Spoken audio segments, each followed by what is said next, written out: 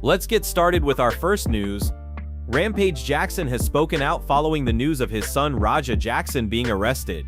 Raja was taken into custody after a disturbing incident at a Knox Pro Wrestling event where Stuart Smith was hospitalized.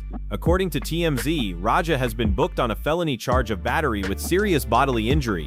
Smith remained in the hospital for several days but has since been released. After the arrest, Rampage went live on Kick to share his thoughts and respond to the situation. During the stream, Rampage made it clear that while he loves his son, he does not condone what happened. He said, "They're idiots because they actually picked this up. That mother deserves to go to jail. I agree with them. Idiots. They're trying to paint their own narrative, like I would be something that I'm not. Fuck them. People twist your words. There's so much misinformation out there, and I'm over this. I'm over this. If they had an arrest warrant for me earlier, I would have turned this in. I know this is my boy. I love him, but you're wrong. You're wrong." Rampage emphasized that while Raja is his son, he is not excusing his actions. He explained that what happened is completely out of his control and that his own life has nothing to do with the situation. "I got no control over none of that. My life goes on. I'm not in danger of going to jail. I didn't do wrong. All I'm going to say, chat, is life goes on. Let's try to be positive." He then used the moment to speak about a larger issue, calling for change in behavior. "Let's normalize keeping your hands to yourself.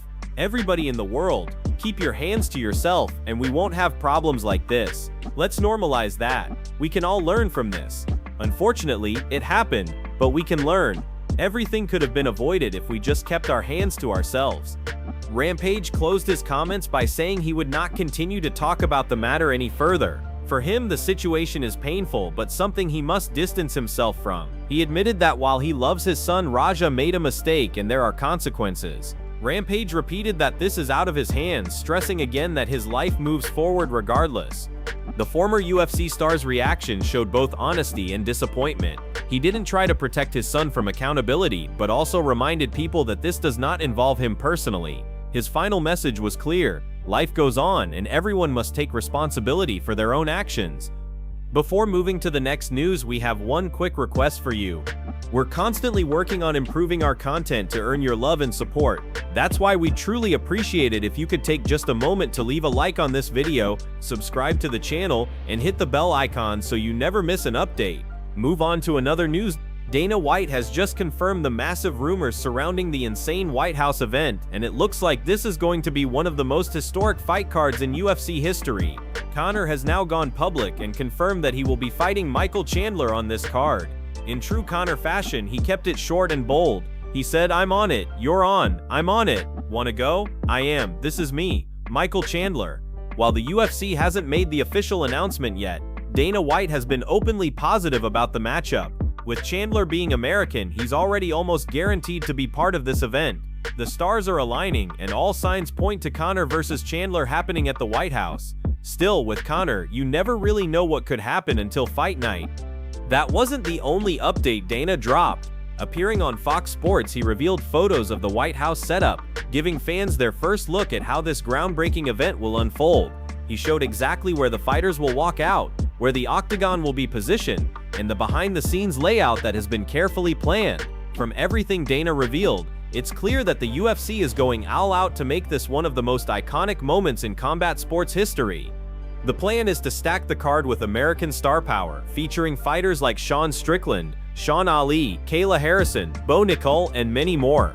Dana explained that while they are still finalizing the seating, the capacity will be under 5,000 people due to the limits of the White House lawn. The octagon itself weighs 15,000 pounds, which creates challenges for the setup, but the UFC team is working non-stop to make it happen. Dana's vision is to have a massive arch with a lighting grid, with the White House directly behind it as the backdrop. And when the fight angles shift, the Washington Monument will also come into view. It's a visual that promises to be unforgettable. The operation doesn't stop there. Just outside of the main arena, the UFC is preparing to host an additional crowd of up to 85,000 people. There will be a stage for live music throughout the day, and fans will be able to bring blankets, hang out, and watch the fights on giant screens set up all around the area. Dana revealed that the atmosphere will feel like a historic festival combined with a massive fight night. People won't just be attending an event, they'll be witnessing history.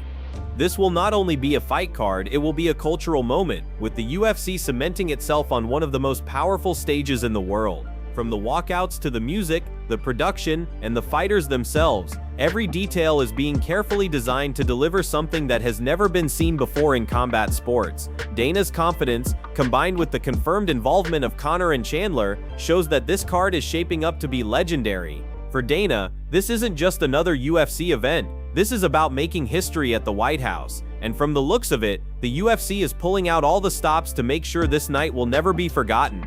Move on to another news. John Wood, coach of Merab, has made a bold statement that has the MMA world buzzing. During a recent episode of Inside Fighting, Wood explained that Merab has the potential to become the GSP of this generation. According to him, the training sessions that Merab goes through are nothing short of brutal and extremely high level, showcasing the kind of work ethic and skill set that could translate into GSP-level dominance inside the octagon. Merab is fully locked in ahead of UFC 320, and his preparation has been nothing short of intense. While fans know him as one of the toughest grinders in the division, he has openly promised to bring something different this time. Merab has been sharpening his striking for years, and now he says it is finally coming together. He is planning to show that improvement against Corey Sandhagen.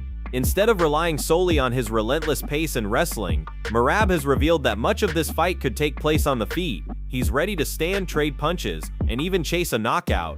That being said, Merab isn't underestimating Corey. He called this matchup a new challenge, praising Sandhagen's dangerous skill set, his unique style, and his character. He knows that Sandhagen is no easy opponent, but this is the type of test Merab wants to prove himself against. With his coach comparing him to GSP and Merab himself promising to show off his striking game, all eyes are on what could be a career-defining performance. John Wood elaborated on what makes Merab so special. He said that as a champion, Merab still has so much room to grow. He continues to improve every single week, every single camp, to the point where his own coach doesn't know what the limit is. Wood admitted that it blows him away how much better Merab is getting, and he believes the ceiling is nowhere in sight. According to him, Merab has the potential to go on a run that breaks records, and the focus right now is simple. Don't get distracted, don't talk about moving up divisions or chasing super fights. Just keep beating the next guy, defending the belt, and building a legacy. Wood finished by saying he truly believes Merab could become this generation's GSP. If he keeps evolving, if he stays focused, he has the potential to achieve that same kind of dominance that legends like Anderson Silva and Georges St-Pierre once had. In his eyes, Merab is right on track for greatness. Move on to another news. Ilia has once again found himself in the spotlight, but this time it isn't about his fighting skills. Instead, he's being accused of faking a rich lifestyle. Arman recently reacted to a photo Ilia shared on social media, where he was holding both the UFC and BMF titles in front of a private jet. While many fans took the image as a sign of Ilia's rising star power and massive success, Arman wasn't buying it. He believes that Ilia is trying to create the illusion of extreme wealth, but in reality the numbers don't add up. Arman explained his perspective, saying that Ilia makes it look like he's insanely rich, but the truth is different. According to him, Ilia isn't flying private jets regularly because the costs are simply too high, even for a UFC champion. Arman pointed out that Ilia might make somewhere between $2 to $3 million, but a single round trip on a private jet from America to Europe or Georgia would cost anywhere from $400,000. That means just one flight could easily swallow a huge chunk of his earnings, making it financially unrealistic for him to be traveling this way on a consistent basis. The comments quickly gained traction because Ilia has built a reputation for showcasing a luxurious image online. From fancy cars to designer clothes and expensive trips, he often paints the picture of someone living at the very top of the sport. But Arman's remarks suggest that behind the curated images lies a reality that is much more modest. He implied that most of Ilia's traveling is actually done on commercial flights like everyone else, not private jets.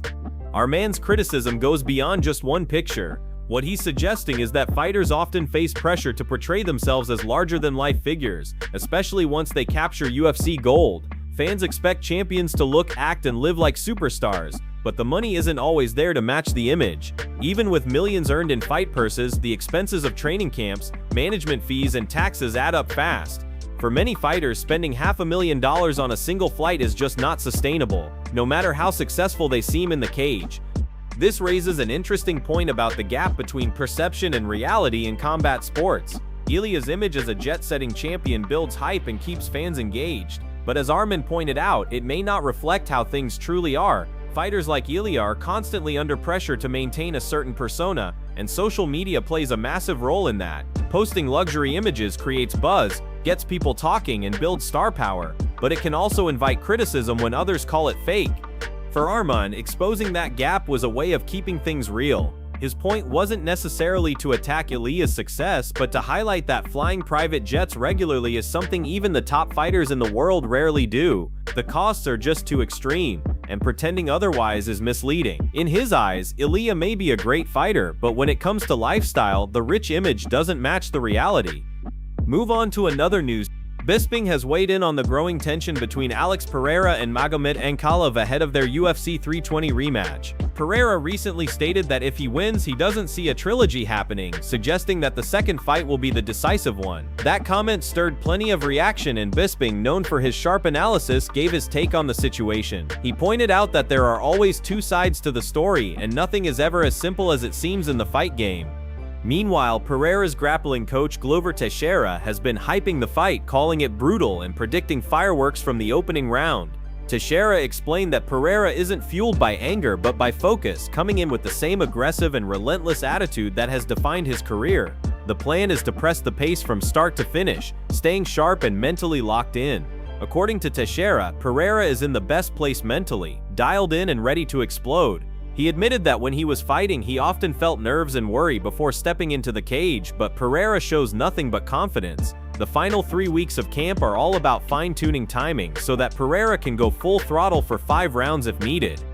As for Bisping, he broke down Pereira's statement about denying Ankalaev a trilogy. He reminded fans that Ankalaev clearly won the first fight, which naturally sets up the storyline for a trilogy if Pereira were to even the score in the rematch. To Bisping, saying there won't be a third fight seems a bit odd unless Pereira goes out there and absolutely destroys him. Bisping explained if Pereira goes out there and smokes him, dominates him from the opening bell, is super aggressive and makes it look easy, then he can say it was just a bad night the first time. He can prove he's fresh, motivated, and not taking things for granted. If that happens, then maybe, just maybe, there's no need for a third match.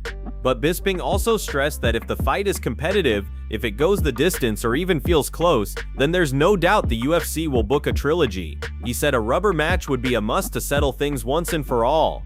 With UFC 320 just around the corner, the stakes couldn't be higher. Pereira is promising an explosive performance, his coach is backing him to deliver a war, and Bisping is breaking down exactly what the aftermath could look like depending on how the fight plays out. Whether it ends in dominance or goes the distance, this rematch is shaping up to be one of the biggest battles of the year.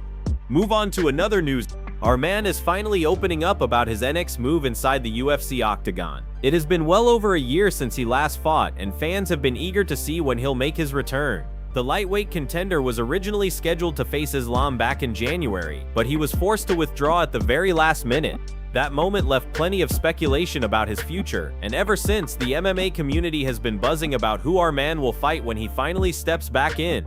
Most of the recent talk has centered around Dan Hooker. Hooker has been pushing hard to land that matchup, and now it looks like it might actually happen. Speaking in a recent interview with Sport 24, Arman confirmed that the UFC is indeed working on putting that fight together. He revealed that the promotion is targeting November 22nd in Qatar for his return. UFC said they plan to fight, but nothing is official yet. I said I'm ready, just tell me when. Those were Arman's exact words, making it clear that he's fully prepared for the opportunity.